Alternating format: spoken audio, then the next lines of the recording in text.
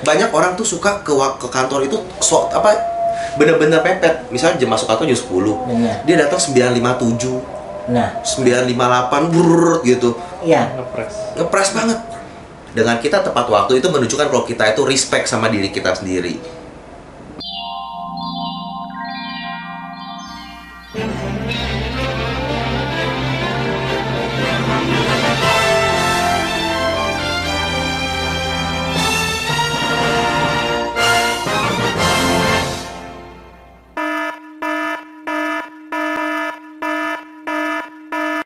Welcome back to my YouTube channel. Kembali lagi bersama IQ dan suami aku tercinta, ya kan?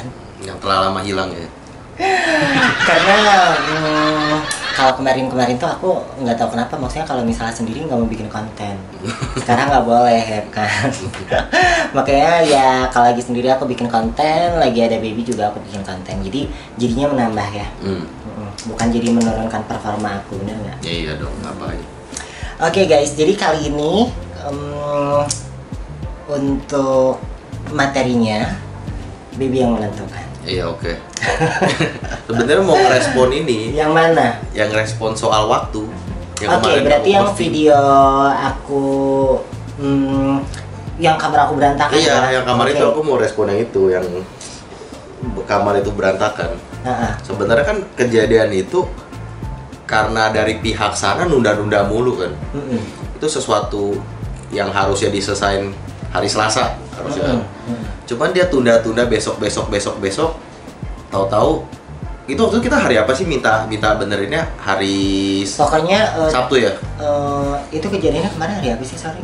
Kemarin bocornya Kamis. Berarti Kamis, Rabu, Selasa. Dari Selasa aku mintanya. Enggak, kamu mintanya dari hari Sabtu aku inget. Oh, dari hari Sabtu ya. Terus dia bilang Selasa. Di situ aku masih kasih, mungkin Senin nggak bisa, Selasa. Dulu ketentuan gitu. Oh iya, pas ada baby itu ya. Jadi Selasa. Aku pikir kalau Selasa pagi nggak ada, Selasa siang, Selasa atau nggak Selasa sore atau Selasa malam kita nggak ada.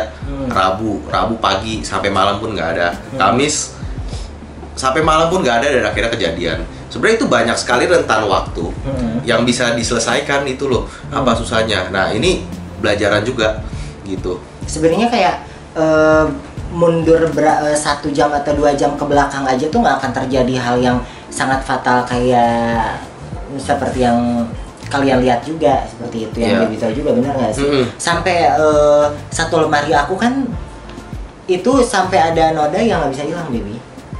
Terus sudah dicuci? Enggak, di laundry kemarin sampai telepon kan ya kan. Nah, nodanya nggak bisa hilang. Nggak bisa hilang. Lagi-lagian ya maksudnya tuh itu kan baju-baju untuk syuting kayak gitu-gitu. Sayang kan? Cuman karena hal bukan baju tidur gitu, bukan baju tidur doang atau santai, enggak, baju-baju untuk syuting. Oke. Ya, istilah itu sesuatu yang nggak harus terjadi kan? Enggak, sangat tidak harus. Sangat tidak harus terjadi. Dan sangat tidak penting. Nah, ini juga sebenarnya ini jadi pelajaran juga gitu buat kita juga. Kalau kita tuh mungkin suka melakukan hal yang seperti itu loh, menunda-nunda, nunda entar besok, entar siang, entar sore, entar malam, atau sebatang dulu, ya whatever itu kan. Pokoknya kita yang bisa dikerjakan langsung tapi nggak mau dikerjakan langsung. Benar. Itu jadi addicted loh, ketagihan. Bener. Jadi kebiasaan. Jadi kebiasaan. Nah, sedangkan gini ini mesti dipahami gini loh. Kenapa kita suka, bukan aku mau compare sih, tapi akhirnya jadi harus compare. Nah, kita lihat kayak beberapa contoh yang negara aku pernah kunjungi juga, dan aku pernah berurusan dengan orang tersebut. Pertama Jepang. Jadi di Jepang itu memang budaya disiplin itu nomor 1. Disiplin itu baik ngantri, disiplin terhadap waktu, terhadap janji, terhadap komitmen. Itu soal Jepang. Nah, aku baru dapat referensi juga. Jadi soal yang waktu ini nih, aku udah siapin juga referensinya. Jadi referensi itu dia tentang ini. Jadi waktu ini ada keterlambatan kereta di Jepang. Kamu tahu mereka cuma terlambat 5 menit sebuah kereta. Jadi kereta itu di sana itu nggak ada terlambat semenit pun. Jadi misalnya udah ada waktu 17.13 sampai. Nah, mereka kalau sampai terlambat 5 menit, itu lihat nih responnya. Nanti bisa di situ, ntar dilihatin di layar. Jadi si kondekturnya itu kunjungi satu-satu, dia minta maaf ke dia punya ke penumpangnya. Satu-satu. Satu-satu. Lalu juga kalau keterlambatan di atas 10 menit. Ini poinnya sebenarnya banyak sih ngomong soal kedisiplinan di negeri Sakura ya. Habis itu dia kalau terlambat 10 menit tuh dikasih ganti rugi. Jadi yang itu dilakukan tambah ganti rugi. Ganti rugi berupa minuman atau makanan konsekuensinya untuk seluruh penumpang. Dan juga ini yang paling keren. Jadi dikasih surat dari kereta api untuk dikasihkan ke guru di sekolah atau di kantor atau dimanapun tempat tujuannya. Ini sebagai bukti kalau keterlambatan itu bukan salah mereka, tapi salah dari pihak kereta api. Wow. Dan itu kalau misalnya ratusan, ya suratnya juga ratusan. Dan melakukan minta maaf dengan membungkuk tadi berapa ratus kali gitu. Iya. Oke. Nah, ini hanya 5 menit terlambat loh. Sedangkan di sini tuh kita terlambat 5 menit tuh udah jadi hal umum. Dan nantinya tuh yang lucu malah menyalahkan keadaan. Iya, menyalahin keadaan. Macet. Ini kan udah terjadinya kayak gini. Emang ya gimana? Gua bisa gimana dong? Udah kayak menyalahkan takdir gitu, baby. Iya, gak sih? Padahal udah tahu, harusnya kalau bisa berpikir sebentar, udah tahu. Bisa kita di Jakarta, udah tahu Jakarta biasa macet. Kenapa nggak? Misalnya estimasi di Google Maps 15 menit. Kenapa nggak kita jalan 45 menit lebih awal? Nah, kan. Kalaupun kita nyampe di sebuah tujuan, misalnya di kantor, 30 menit lebih awal, itu kita bisa prepare, siap-siap kerja, siap-siap kita nanti mau kerjain apa, kita bikin materi, atau kita misalnya mau merenung, mau ngapain, mau sesuatu, itu bisa jadi hal yang lebih produktif. Iya. Banyak orang tuh suka ke kantor itu bener-bener pepet. Misalnya jam masuk kantor jam 10, dia datang 9.57, 9.58, brrrr gitu. Iya. Ngepres banget. Jadi lebih baik gini. Kan biasanya tuh kalau yang hal umum tuh ngerokok dulu atau sebatang dulu atau hal whatever itu, kenapa nggak dilakukannya tuh pada saat udah nyampe ke kantor itu ada space waktu lebih awal? Bener nggak? Bisa, gitu kan? bisa. Lebih enak seperti itu. Lo mau kayak gimana, lo mau lakuin apa ya terserah gitu kan? Bisa banget. Daripada istilahnya kita melakukan hal itu tapi mepet dan kita nggak tahu situasi apa yang bakal terjadi. Benar nggak? Betul banget. Kan lucu. Iya, sesuatu yang nggak harusnya terjadi tepatnya. Jadi terjadi, bahkan yang lucunya itu malah hal fatal gitu. Iya, yang nggak fatal pun juga nggak harus terjadi. Jadi nanti tuh aku mau bahas tuh. Jadi soal tadi nanti kita di next topic membenarkan kebiasaan atau membiasakan benar tuh. Itu yang mau aku bahas tuh.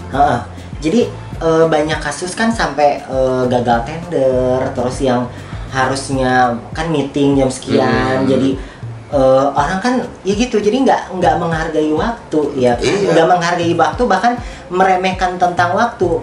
Kan Baby pernah bilang sendiri juga, aku di konten yang itu juga aku bilang setiap orang dikasih waktu 24 jam dan itu sama dari kalangan A sampai kalangan Z, dari kalangan atas sampai kalangan ke manapun, dan semua orang rata itu dikasih waktu 24 jam, dan waktu itu nggak bisa kita permainkan, atau nggak bisa kita ganti, dan nggak bisa kita beli lagi toleran gitu bisa. Kan uang aja tuh masih bisa kita ganti atau seperti apa, masih bisa kompromi, benar nggak, untuk uang atau untuk masalah apapun selain waktu.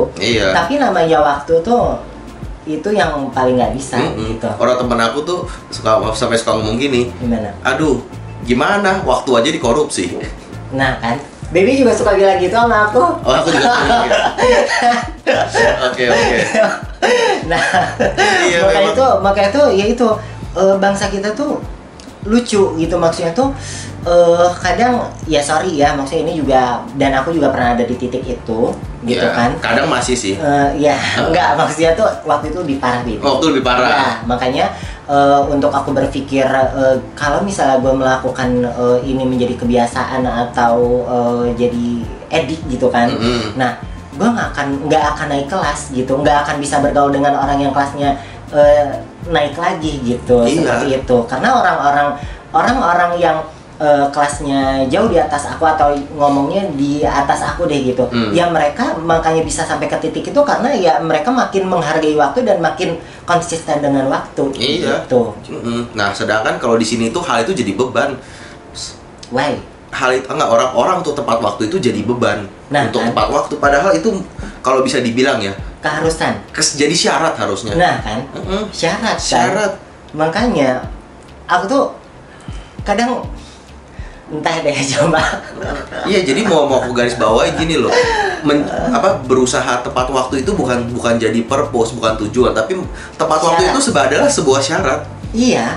Dan gini, aduh baby, maksudnya tuh sesuatu yang tidak seharusnya terjadi sampai terjadi, apalagi itu fatal dan sangat merugikan, itu tuh udah apa ya baby, udah kacau banget. Bener gak sih? Makanya udah kacau banget. Gini, kalau tidak terjadi hal fatal sekalipun, baby pernah ceritakan kalau misalnya di luar itu orangnya tidak menghargai waktu, maksudnya nggak sopan. Gimana sih yang baby cerita itu? Yang dia tuh bad attitude segala macam, nggak sopan. Iya, nggak sopan. Jadi gimana? Soal attitude ini agak lewat dikit ya. Jadi kalau attitude itu hal simpel gini, gimana mau attitude? Dulu nih waktu aku di Manila. Jadi kan misalnya kita tuh nongkrong, kebetulan orang bisa bahasa Indonesia semua. Tiba-tiba ada satu teman yang dari luar warga negara lain, dia kebetulan nggak bisa bahasa Indonesia. Akhirnya obrolan itu kita bisa bahasa Indonesia, kita dalam tanda kutip mengalah, kita ngomong bahasa Inggris. Benang merahnya dengan time. Nah, jadi dari situ aja aku udah melihat, nah teman-teman aku ini orangnya cukup bisa menghargai waktu sih. Dari dia bisa menghargai waktu, dia bisa menghargai diri sendiri, dia bisa menghargai orang lain. Sikapnya punya sikap untuk respect. Nah, sama apapun. Jadi ketepatan waktu ini adalah bagian dari attitude.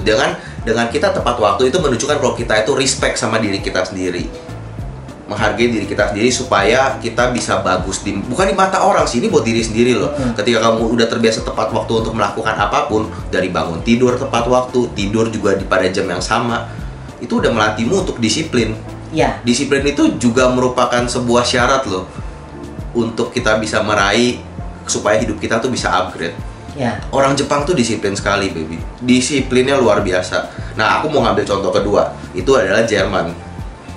Jadi dulu tuh aku tuh pernah ada rekan kerja orang Jerman, dan kebetulan itu ada cukup senggang spare waktu yang cukup lama. Aku tuh harus berurusan sama mereka. Harus tektokan, kalau di sini kita mau tektokan sama mereka. Jadi kerja sama mereka itu nggak nyantai. Kalau bagi orang sini nggak nyantai.